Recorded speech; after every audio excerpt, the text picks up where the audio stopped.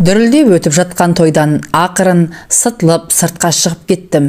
Дүбірлеген зал іші қапырық, удашу музыка, кезек-кезек топ-тобымен шығып жатқанда сөздерді сағызша созып сөйлеушілер ығыр-ғып жіберді. Шөп біткен қурайланып, шілденің піскен шағы, мейрамхананың алдында ары-бері жүргіштеп, тау жақтан ескен самалға кеудені тостым. Арықтағы ағаштар аясына қарай бара жатқанымда, ағатай деген дауысты естіп тұрып қалдым. Қасыма жазғы шифон, жеңсіз көйлек киген, толықша әйел ентіге келіп, «Аға, мені танымадыңыз ба?» деді бірден. Қарағым, шырамытатын сияқтымын. Үңіле қарадым. Шамның күңгірт жарығының дөңгелек жүзі, шашын түйген бұл пысық жанды қайдан көрдім? Ағай, ұмытып қалғансыз ба? Баяғы Қопас станциясындағы тәттіңіз ше? Сылқ-сылқ күліп жібергенде есіме сап ете түсті. Я, Айсұлу, дәл өзімін. Бағана тойда сіз сөз сөйлегенде жүрегім тарсылдап кетті. Түк өзгермеген, әсіресе даусыңыз деп бетімнен шөп еткізіп сүйіп алды. Сыңғыр-сыңғыр күлкісін-ай, дәл баяғыдай сұлу әрі керім. Қарағым-ай, тәттім менің, анық Айсұлу сенбісің? Одан бері қаншама уақыт өтті десеңші? Тура 9 жыл өтті ғой. Онда мен 19-да, сіз 38-де болатынсыз. Менен 2 есе үлкен едіңіз. Ағажан, сізге сәлем берейін деп әдейі байқатпай шығып кеттім. Күйеуім анда, әлі күнге дейін қызғаншақ. Аға, сіз екеуміздің суретіміз бар менде, альбомыма жапсырып тұр. Есіңізде ме, орыс тілшіңіз келіп, қырманда түсіріп, шығарып беріп еді ғой. Қазір қайдасың қарағым? Мектеп директорымын, мен мұғаліммін ғой. Аға, қайтайын, күйеуім алақтап іздеп жатқан болар, қызғаншақ тіпті. Мә, визиткамды ала ғой, хабарлас. Ол бетімнен тағы да сүйіп алды да, 2 қолымен қапсыра құшақтап, тәттім менің деп сыңқ-сыңқ күліп, жүгіре басып кетіп қалды. Қалың ағаш көлеңкесінде состиып тұрып қалдым. Тәттім менің Айсұлу, қайран тәттім менің. Онда мен газеттің білдей редакторымын. Аудандық партия комитетінің 1-ші секретары шақырып алып, зіркілдей зілдене тапсырма берді. Қалың түкті қабағы ашылмайтын, ақ кірген шашын артқа қайырып тарап қоятын жуан қара кісі көзілдірігін бір киіп бір шешіп ұстана. Анау астық қабылдау пунктінде ұрлық-қарлық көбейді дейді. Егін орағы күйіп тұр. 15 күн сонда өкіл болып барасың. Бір дән шашылмауы керек. Партбилетпен жауап бересің. Түсіндің бе? Деді алдында жауынгердей сымдай тартылып тұрған маған. Түсіндім, Болат Ақжанович. Бүгін бархане. Қопас станциясында үлкен элеватор бар. Ауданның бүкіл орып жатқан егінінің астығын осында тасиды. Аспан айналып жерге түскендей лыпылдаған шілденің аптабында амал жоқ. 100 шақырымнан артық жол жүріп, Қопас станциясына жеттім-ау. Бұл ара 9 жолдың торабы, күзілдеп ысқырып-пысқырып пойыздар өтеді. Қара жолдың шаңын бұрқыратып, нән-мән машиналардың бірі келіп, бірі кетіп жатады. Астық қабылдау пункті, элеватор автовазасы, 3 бастырмалы қырман, 4 автовазасы, жатақхана, асханасы бар үлкен мекеме. Осының бәрінің директоры бұрыннан танитын жасы келген буырыл мұртты жамағайын ағайым мені көріп қуанып қалды. Болат Ақжанович айтты, сені өкіл болып келеді деп. Биыл егіннің тұнып бітік шыққаны ай. 5 жыл бұрын 7 миллион пұт жинап едік. Биыл аудан 10 миллионға жетейін деп тұр. Жүр, саған бөлек жай, тыныш жерден дайындап қойдым, деп бурыл мұртын сипап жатын орнымды көрсетті. Бұл аудан облыс басшылары келсе тынығатын жер еді. Сенен інім несін аяйын, өзің демал, ішінде бәрі бар, тамағыңды осында алып келіп беретін болады, деп бастық ағам шаруасын асықты.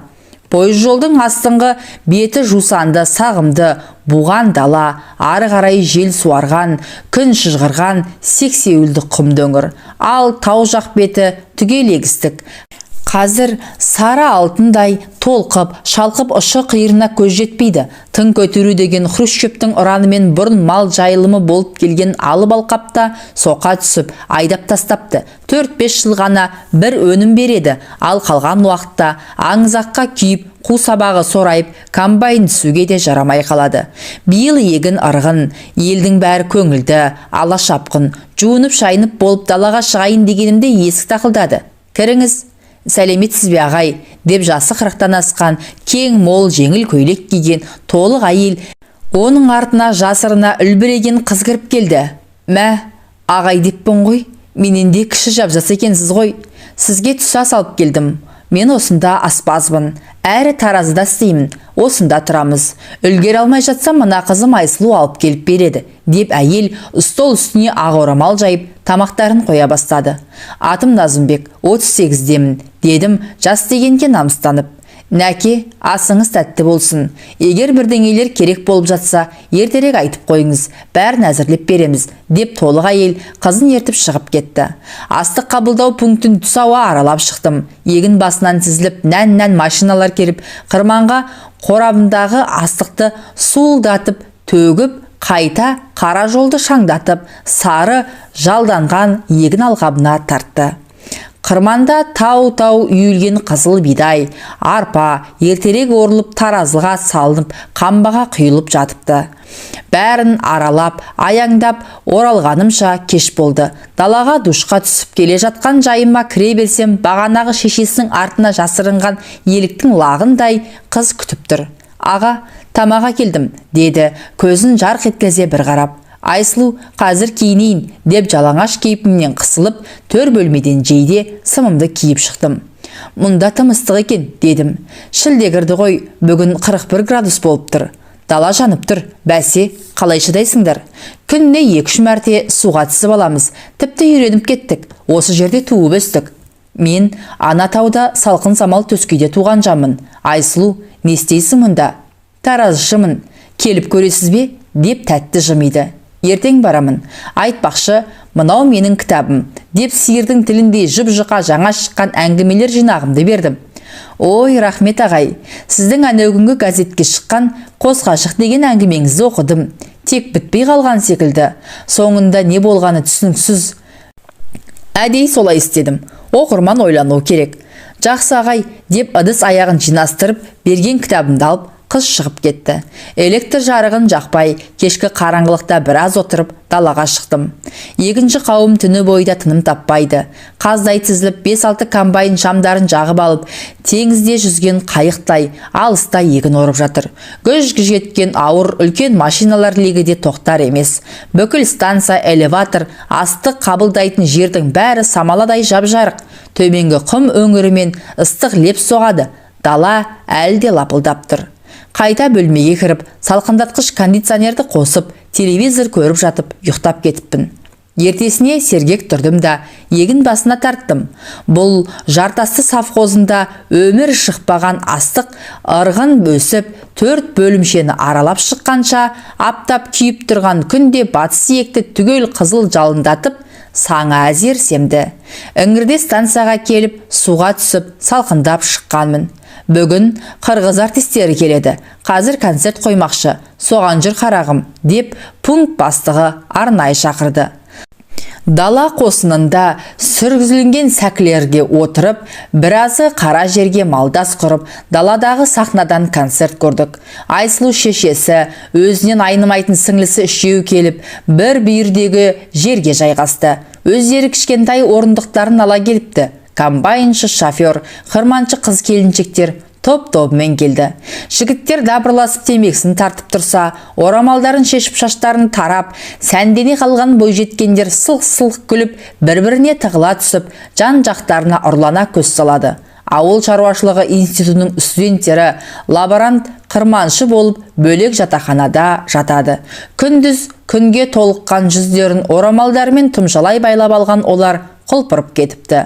Алдыңғы қатардағы 2 аралықты орындықта бурыл мұрт пункт бастығы екеуміз жайғастық. Шіркін, далада шырқалған әндер қандай. Әсіресе гармонды кері тартқан қырғыздың жаныңды үзілдіріп, тебірентіп, телегей теңіз сезімге шым батырып алып кететін әндері қандай десеңші.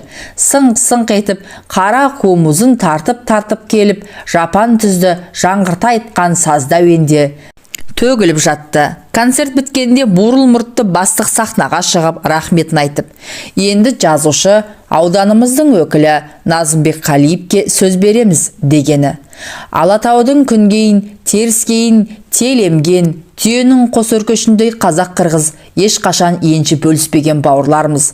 Манастай алып батыр ұрпағы өнерпаздарының шырқаған әндері бойымды балқытып, шымырлатып, жанымды жадыратты. Өнерлеріңіз өрге жүзсін, өмірде де, өнерде де биіктен көрініңіздер дегенімде бәрі түк тұрып қол соқты.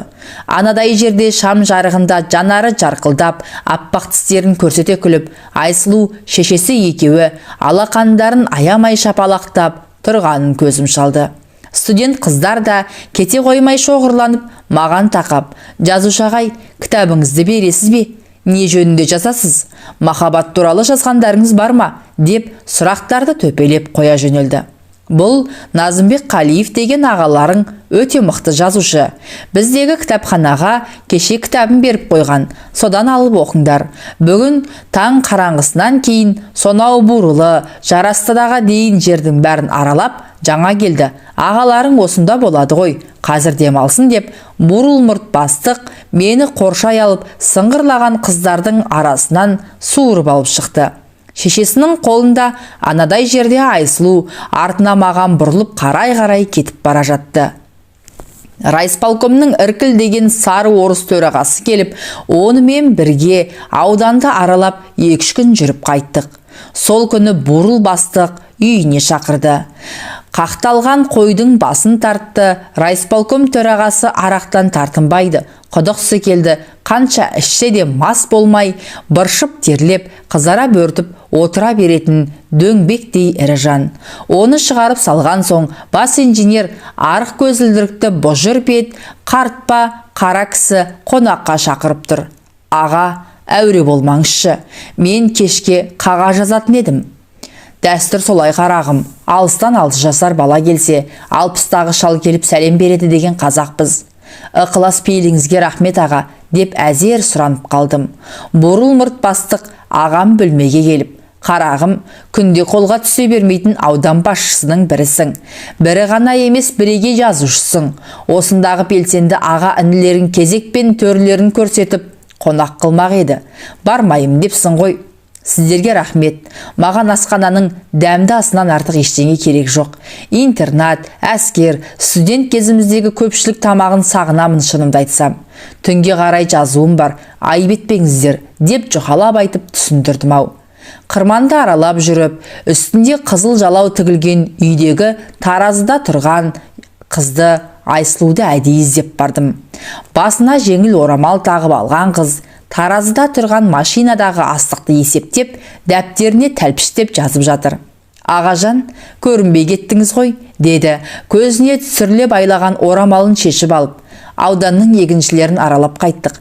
Қайдам, студент қыздарды концерттен кейін сықылықтатып мәз қылып көп тұрып алдыңыз ғой. Олар бірінен кейін бірі сізді сыртыңыздан сұрай беретін болды.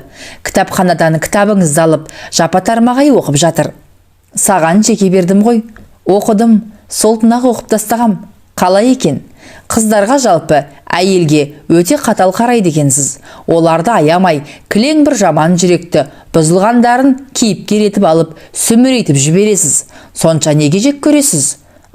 Солай ма? Жоқ, жақсы көремін. Ана студент қыздар ма? Солардың жатын жайына барып, қай бой жеткенді таңдадыңыз? Айсұлужан, сен қызғанып тұрсың ғой. Менің міндетім ғой, аралап көру, тексеру. Осы арада сенен әдемі, сенен көркем қыз жоқ. Шын айтасыз ба? Шын сөзім, міне әдейі сен іздеп келдім. Аядай ғана таразышылардың бөлмесінде екеуміз ғана. Әйнек деген терезе ар жағында таразыға машинаның бірі келіп, бірі кетіп жатыр. Мұның өкпелегені қандай әдемі, кәмпитке ренжіген сәбидей қабағы ашылмаған қыз күліп жіберді. Айсұлу, тергеп жан терімді шығардың ғой. Мә алыңыз Назымбек ағай, деп сөмкесінен беторамал шығарып сұнды. Борша қыпырықтап терлеген әтір иісі бұрқыраған орамалмен сүрте бастадым терімді. Берейін кейші қарағым, деп бетінен шөп еткізіп сүйдім. Не үшін ағай, деді қызара жөнелген қыз, жанарын жарқ еткізіп. Орамалың үшін, ал мынау сені қызғанғаның үшін деп екінші бетінен сүйдім және. Назымбек ағай, сіз де сондай ма едіңіз? Қандай? Осындай. Мына 30 студент қыздардың қаншасын сүйдіңіз өстіп? Өй, қой жаным, еш қайсына тіпті жолағам жоқ қарағым. Қайда ағай? Ақын жазушылар сондай жеңілтектеп жатады ғой. Тек саған ғана еркелігім, әзілдесіп, сөйлескім келіп тұрады. Сіз ізім ғайым көрінбей кеткеніңізге орай ойлағаным ғой. Мына орамалды кірлетіп тастадым. Өзім тершең едім. Мына шаң топырақта тіпті шыдар емеспін. Пойыздардың, шойын жолдың иісі қандай. Менің туып өскен жерім осыданса, бәріне үйренгеніміз ағай. Мән бермейміз. Біздің ауыл таудың саясында, бұлақтың жағасында, көр оғай шалғын, бау-бақшалы, рахатстан жеріненмін. Әркімнің туған жері жұмақ емес пе ағай? Айсұлу, шешен сөйлейді екенсің. Мен болашақ филологпын ғой. Жемпейдің 2-ші курсын бітірдім. Бәсе, сені мен жақсылап әңгімелесуім керек екен. Кешкі асты апарамын сізге. Күтемін. Мені ме? Асты ма? Екеуміз рахаттана күліп жібердік. Сені тәттім деймін енді. Күтемін тәттімді. Ол шешіп тастаған орамалын басына қайта тақты да. Беторамалды беріп кетіңіз, жуып апарып берейін, дегенде қос білегінен ұстай алып, өзіме тартып, маңдайынан иіскелеп сүйдім. Назымбек аға, машина келіп қалды. Ұят болар, деді қымсына қысыла. Әлемдегі ең ғажап сұлу қыз сенсің Айсұлу, дедім кетіп бара жатып. Күлімсіреп, орамалын жөндеп, оң қолын көтере, жақсы деп қоштасып қала берді. Шам жақпай, қара көлеңкеде отырғам. Қызыл іңірде ол өзі ас алып келді. Ағажан, келіңіз, тамақты суытпай ішіп алыңыз, деп столды жасай бастады. Шолақ жең, мойны ашық, жаздық гүлді көйлек киіпті. Орнымнан лып түре келіп, қызды қапсыра құшақтап ерінен сүйдім. Жаңа ғана шомылса керек, шашының суы кеппепті. Денесі сап-салқын, өзіме тартып мойнынан, дымқыл шашынан иіскеп, қайта еріне қадалдым. 1000 қиял сезімдерім атойлап көтеріліп, құштарлық атты ләззат буы басымда айналдырып, қолым қыздың ашық омырауына сүңгіп кетіп, екі топ толық төңкерілген кеседей төсін аямай аймалай бастады. Не деген шексіз шалқар іңкәр сезім, тәтті дәурен, құлындай шауып, қыз көзін жұмып, ырқыма көніп, жан дүниесі қорғасындай балқып, шалқып, құшағымнан құлап түсердей ындық әуезбен сүйісіне әзер-әзер үн шығарып, болып толып тұр. Дәл біздің мекеніміздің жанынан гүр-гүр етіп мотоцикл тоқтады. Қыз селк етіп есін жиып, құшағымнан сытылып шығып, шашын жөндеп, мынау тағы келіпті ғой, деді. Кімді айтасың? Мына көрші Раставил ауылынан механик. Оның әкесімен менің папам әскерде бірге дос, жекжат. Менің сыртымнан құда болайық деп баяғыдақ келіскен ғой. Қызғаншақ әбден. Кеттім ағай, мына сыртпен көрінбей үйге барайын. 3 аяқты Урал мотоциклінен түсіп, басындағы шлемін шешіп, үсті басын қаққыштап жатқан жігіт сұлбасын терезеден байқап қалдым. Толықша, тапал жігіт мотоцикл қорабынан бір заттарды алып, сүртіп тазалап, мықшыңдай көтеріліп, тапылдай басып, ұзай берді. Жаз дидарлы жаңағы қызды мына бір жанға қимай, қызғаныш оты тұтанып, терезеге телміріп тұрып қалдым. Жарты сағат өтер өтпестен мотоциклін тырылдатып, тапал жігіт кетіп қалды. Ол зағаннан кейін барып, дастарханға жақындадым.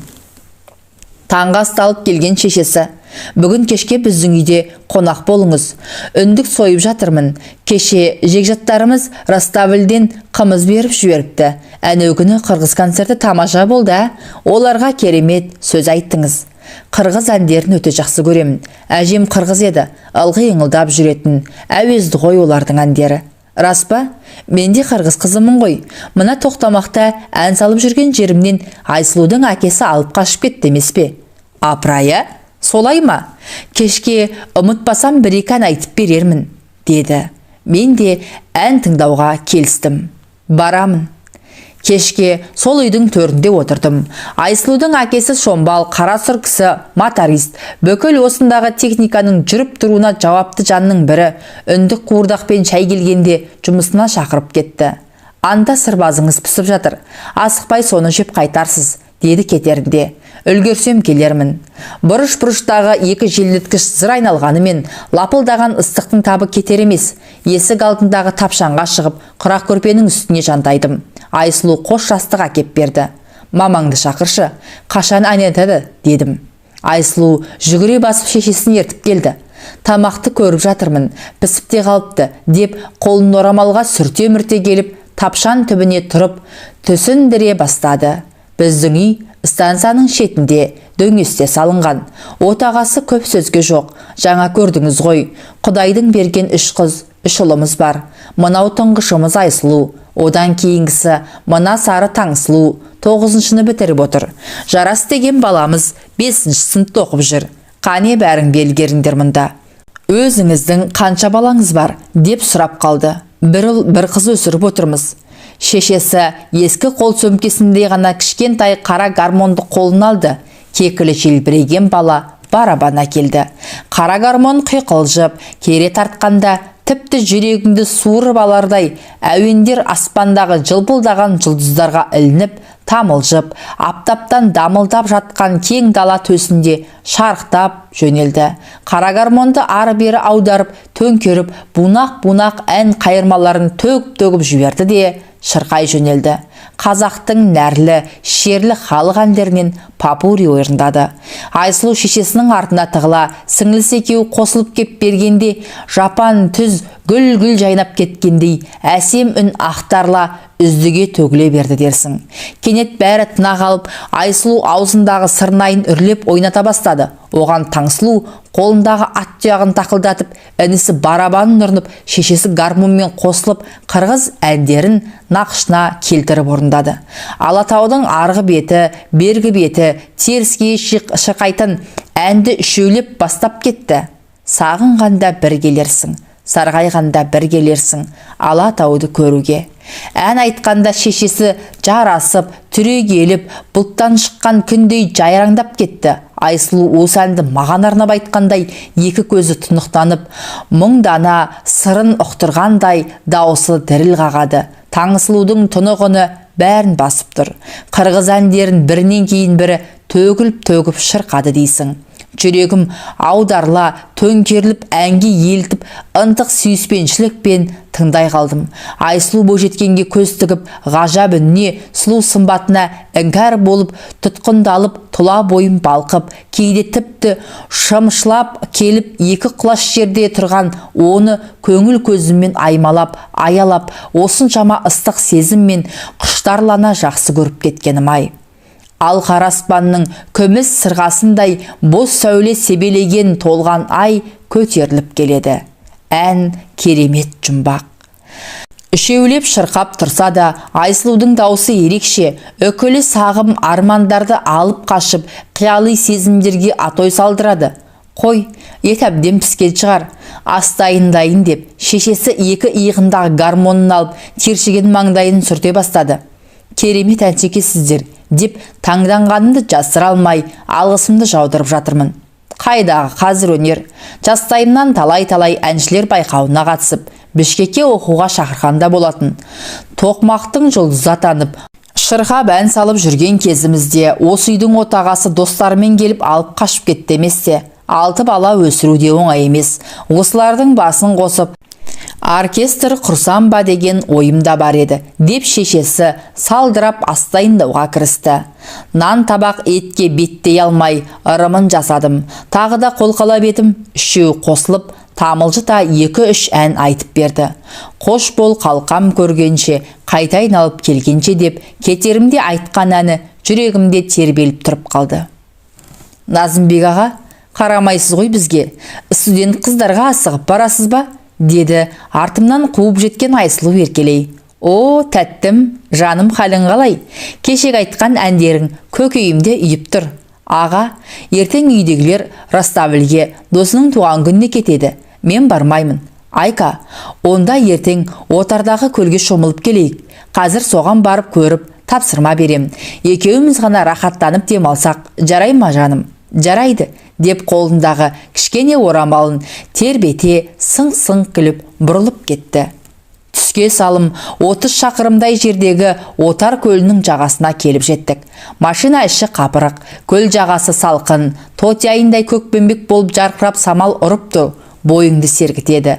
Жағасындағы тал теректер қалың тоғайға айналған, жапырақтары сыбырласып, біздің келгенімізге қуанғандай, құстар да шулай қарсы алып пыр-пыр ұшып қонады. Осы жердің күзетшісі мосқал сақалды орыс қонақ күтуге әбден төселіп алса керек, бөлек үй дайындап, балық аулап қойыпты. Шыныдай мөлдіреген көлдің екінші қабағы қалың қамыс құрақтардан көрінбейді. Ал төменгі жағы жап-жасыл толқыған теңіздей жүгері алқабы. Бәрі де өте керемет. Жұп-жұмсақ құмды жағалауда шешіне сала суға күм секірдім. Айка, келші жаным. Ұялам бір түрлі. Ешкім жоқ қой? Сіз ше? Мен екеуміз бір жан болып кеттік деп жүрсем? Ой, тәтті сөйлейсіз Назымбек аға. Қыздардың бәріне осылай дейсіз бе? Жоқ, жоға. Аспанда ай жалғыз, жерде мен үшін Айсұлу тәттім жалғыз. Ол кішкене кіріп, бел мен кеудесін бір тартар қызыл гүлді шомылатын лыпасымен шыға келгенде бас салып құшақтай сүйіп алдым. Ешқандай бір міні жоқ құлын мүсінді айгелбетті Айсұлу қымсына басып көлге кіріп барады. Соңынан су шашып, шолпылдата барып қолынан ұстадым. Ол суда жарқыраған ақсазандай жүзіп, сүңгіп, ары-бері әппақ тәнін жарқылдата аунап, рахаттана сақ-сақ күледі. Тәттім, сен керемет жүзіп екенсің ғой. Жазда жылда нағашыларыма барып, Ыстықкөл жағасында демаламыз. Ал мен әскерде тынық мұхитта шомылғанмын. Екеуміз тып-тыныш жатқан көгілдір айдын бетін айран асырын шығарып, бір-бірімізге су шашып, ол қашып, мен қуып, мәре-сәре болып, тоңғанша судан шықпадық. Күзетші әйелі екеуі бөлмемізге тамақ алдырып әкеп, дастархан жасап қойыпты. Балық пен құс етін қуырып, қасына картоп, көк мөкті салып пісіргенде тіл үйреді. Ол шай құйды, екеуміз әзілдесіп отырып, аз ішкен қандай десеңші. Қол жууға далаға шығып, күзетшіге демалатынымызды ескертіп, кешкі асты сағат 6-ларда дайындауға тапсырдым. Кепеден сірне жасап қоямын, дейді ол, қауға сақалын сауып, көзі күлім қағап. Кеше келіп тиын тебенін беріп, келсіп кеткенім қандай жақсы болған. Көл жағасында екі үй, мынау бөлек демалушыларға арнап салынған. Ішінде бәрі бар, мұздатқыш, кондиционер, бөлме іші сап-салқын рахат. Ішке кірсем Айсұлу дастархан жиыстырып жүр екен. Белінен қапсыра құшақтап, өзіме қарай қысып, үлпілдек қаздың тамағындай омырауын құшырлана иіскеп, ыбыстық ернінен ынтыға сүйдім. Сол бойы тік көтеріп түпкі жатын бөлмеге алып бара жөнелдім. Бұл бөлме терезелері тұмшаланып жабылған, қара көлеңке, қоңыр салқын. Төсекке әкеліп шалқасынан жатқызып, жаңа киіп алған халатының түймелерін ағыта бастадым. Ол екі көзі тарс жұмулы, асығыс-үсігіс барлық түймелерін ағытып, кеудесінде төңкерілген қос әппақ шындай төсіне ернімді төседім. Екі анары қап-қатты, біреуін алақаныммен сипап уқалап, екіншісін тіліммен төңірегін түгел түркідей сүйіп, өліп-өшіп өбіп жатырмын. Түймедей қоңыр парқат, түстенген ұшын ерніме салып ойнап, тісіммен ауыртпай тістелей бастадым. Аға, ағатай, не істеп жатырсыз? Қытығым келеді, дейді қыз әлсін үнмен. Қойыңызшы. Қайдағы қойған, махаббат майданы жаңа басталып жатқан шақта, бас баһадүр қарыс жер шегіне ме? Піспеген әңгелектей топ-толық қос төбені айналып толғанып, ымыт-мымыт қоямын. Қайда шиедей қызарып, алаулап тұрған ерінге желімше жабысып, сүйсе де білмейтіндігін аңғарып. Айка, жаным тіліңді берші, деймін үздігіп. Ол бал шырын тілін шығара бергенде шөліркеген жантай төніп түстім. Аймалап, бүкіл құлақ түбі, тамағы, көтеріліп басылып тұрған төсінің түкпір-түкпіріне дейін құныға, қызыға сүйіп, төменде бергенімде. Аға ағатай, төстен төмендемейін деп едіңіз ғой? Жоқ, тиіспеймін, тек иіскеймін. Онда неге тартқылап жатырсыз? қос төсінің ұшын қайта еміп, сорып, тіліммен тісіммен ойнай бастағанымда қыз деп денесі түгел жайланып, босап, көзі шоқтанып, өзі мені сүйе бастады. Екі алақаны ып-ыстық, арқамды сипалап, шашымды тартқылап, өзіне қысып, құшып тартып барады. Кебісіп, ісініп кеткен еріні пісіп, ағып түсер бүлдіргендей толықсып балтатиды. Дір-дір етіп құмарта сүйіскен қалпында бәрі өң мен түстің арасында қиюласа кетті. Арқыраған арқар алып найзашыңда күркіреп, оған тастан тасқа секіріп, зар күйінде келіп, сағынып жеткен қосағына жақпар қыз жартасқа қарамай, мекірініп, мейірленіп, тасыған қуат күшін аямай сыйлап жатты. Терезені тұмшалап, жауып тастаған қара көлеңке бөлмеде, ақсазандай бұлқынысқан бойжеткеннің жалаңаш әппақ тәні есті алып, армандауға ұшып әкетті дейсің. Бүкіл әлемдегі ың-жыңнан аулақ, бәрін тарс ұмытып, құмарлық пен құштарлық сезіміне алаулап, екі жан ынтыға сүйісіп, қорғасындай балқыды. Көңілдері шаттана, жұптасып, айқайда ойхой шартылған сезім тәттілігін шарбатша жұтып шалқып жатты. Кеудесіне жасырған қос алмасын иіскелеп, тістелей, жауар күнней күркіреп, сарқыраған жүрек әміріне бойсынып, бүкіл 62 тамырымдағы ыстық қан атойлап, қуаныш әнін асқақтата сала жөнелді. Тау қопарғандай денем бусанып, жеті қат аспанға ұшып қайтқан дәурен сал күйде алқынған демімді басып, көзім ілініп кетіпті. Жан дүнием рахат буына шомылып, жадырап жайнап ояна кетсем, айсұлуым төсек шетінде бүрсіп теріс қарап, екі бүлкілдеп жылап отыр. Не болды жаным? Дедім, тоңазған жалаңаш денесін қаусыра құшақтап алып. Ештеңе, айтсаңшы жаным. Бұл ағажан қыз біткеннің осылай көз жасын төгіп алатын сәті ғой.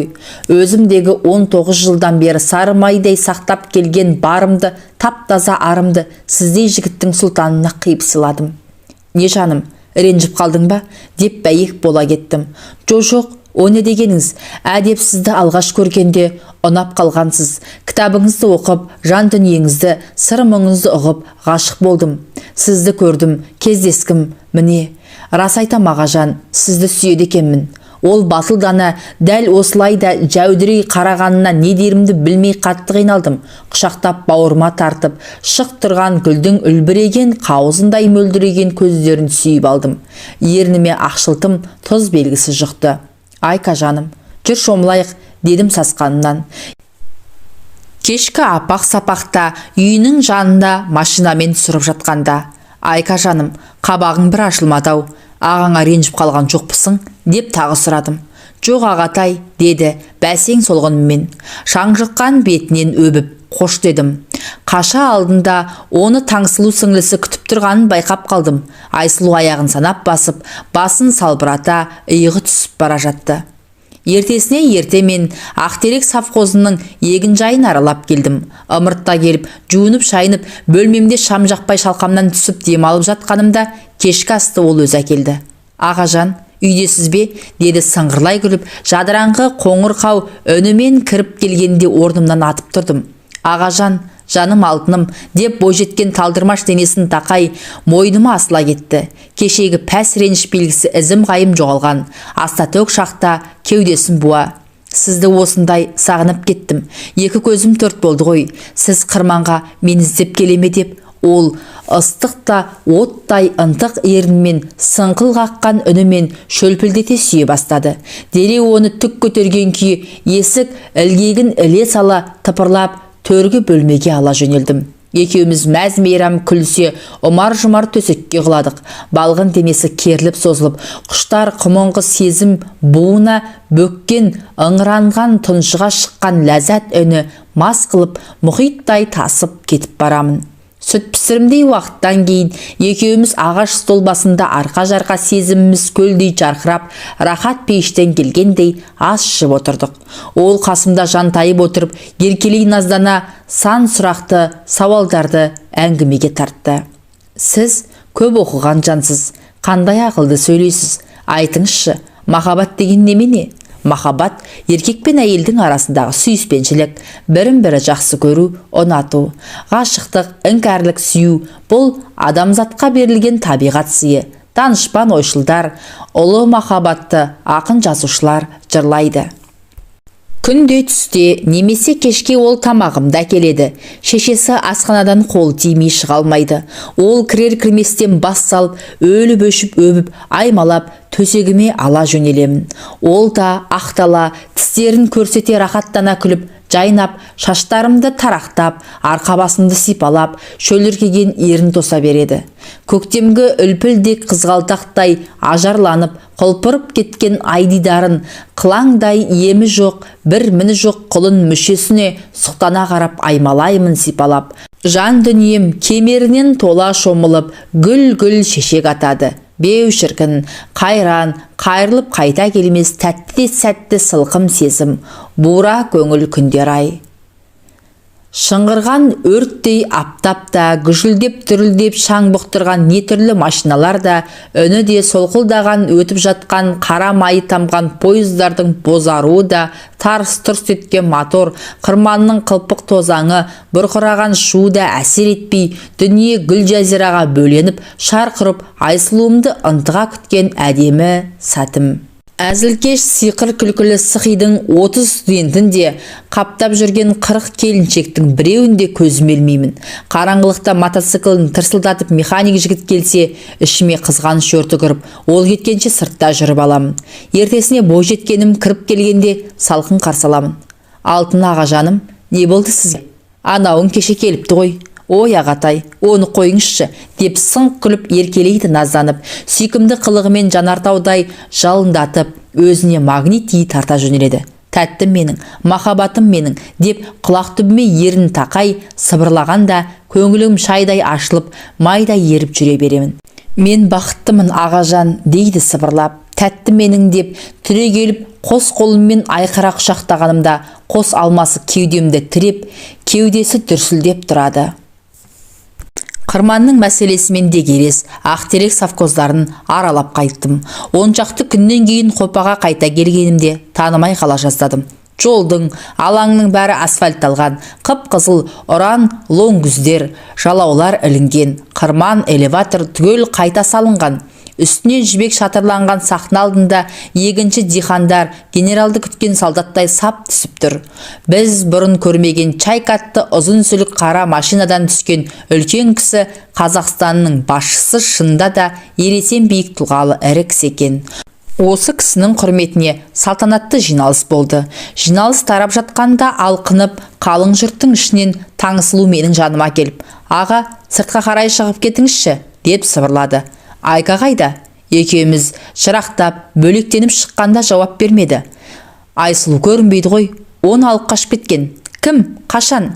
Сіз кеткен күні анау келіп жүретін мотоциклді механикше, сол жолдастармен бір машинамен келіп алып қашып кетті. Әкемнің досының баласы ғой. 3 адам қуып бардық. Міне, мына сырғаны тақты маған, деп еліктің құралайындай қыз құлағындағы сырғасын көрсетті. Көңілім көшкен ауыл жұртындай айран асыр болып, ұнжырғам түсіп, өзім жағдайым болмады. Қайран Айсұлу, тәтті періштем, тәттім менің. Сені көргім келіп, жүрегім алып ұшып жеткенімде естігенім осы еді. Қайран Асылзада тәттім ай. Мынаны ешкімге көрсетпей, тез сізге бер деген еді, деп бүктелген оқушының көк дәптерін ұсынды. Баяғы көк айдын Қопа көлінің жағасында жатып алып, көк дәптеріндегі өлеңдерін қайта-қайта оқимын. Жан ағажан деген өлеңдер топтамасын тек маған арнапты. Не деген асыл сезім, ақтарылған сыр, сарғайған сағыныш, жүрегім бұлқынып, тұншығып, мен де өлең жаза бастадым. Күзге қарай Алматыға көшіп кеттім. Тойдағы кездесу дүр еткізіп, ақжалау сезімдерді сонау күндерге алып ұшты. Архивімде сақталған көп дәптерді алып, Айсұлудың өлеңдерін тағы да бір мәрте оқып шықтым. Апырмай, уақыт не деген жылдам едің. Міне, сырғып, содан бері арқыраған аттай 30 жыл өтіпті. Тәттім, Айсұлудан еш хабар ошар болмай, тіршілік мұхитына көміліп кете беріппін. Сонау бір балшырын тәтті күндер бірте-бірте көмескіленіп, ұмтылып кете жаздаптау. Арада апта өткенде қалта телефоныма хабарлама келіп тұр. Назымбек аға, ағажан, жалғыз тұрсыз ба? Сөйлесе аласыз ба? Кім бұл? Тәттіңіз ғой, Айсұлумын. О, тәттім-ау, қайдасың? Осындасың ба? Қопадасың ба? Жоқ, ағажан, ауылыңызға келдім. Біз қазір Оралдың ар жағында Ресеймен шекаралас бір ауылдамыз. Қазір не істейсің? Мектеп директормын. Күйеу балаңыз ауыл әкімі. 5 баламыз бар, аға. Ағажан, неге үндемей қалдыңыз? Жаным-ау, тәттім-ау, сол жылы сенен бір хабар күттім ғой. Неге телефон шалмадың? Сенесің бе? Сағынып құса болып кеттім. Тек ескерткішке берген көк дәптерің ғана қалды. Соны ақтарып оқимын. Аға, ағажан, менде де сізден бір ескерткіш қалып қойды. Күйеуге тигеннен кейін 9 айдан соң босанып ұл таптым. Қазір 29-да. Астанада теледидарда жұмыс істейді. Өмірбек Бағдәулетов деген режиссер. 2-3 фильм түсірді. Сенесіз бе? Тұп-тура сізден айнымайды.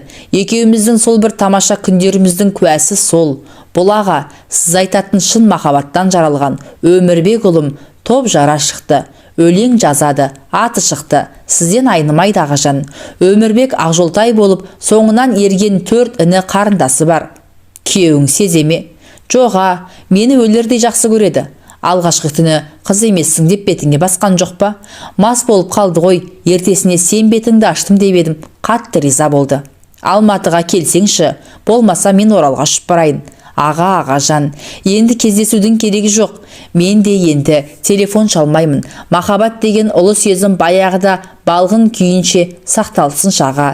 Сізді өмір бойы сүйіп келемін. Өлердей ғашық болдым ғой. Бар кітабыңызды тауып оқимын. Неге сіз екеуміздің арамыздағы шын махаббат жөнінде жазбайсыз? Сыртынан ғана көріп, көз қырыңды салып қойыңызшы Өмірбегіңізге. Бірақ ештеңе демеңіз, бұл сыр екеуміздің ғана арамызда мәңгілік құпия қалатын асыл қазына болсын. Жан аға, асыл аға жаным-ау менің, сау болыңыз. Тәттім менің дегенімше болған жоқ. Байланыс үзіліп кетті. Қайта хабарласар деп күн күттім, ай күттім, тым тырыс. Ол хабарласқан қалта телефон нөмерін қайта терсем де мүлде өшіріліп тастапты.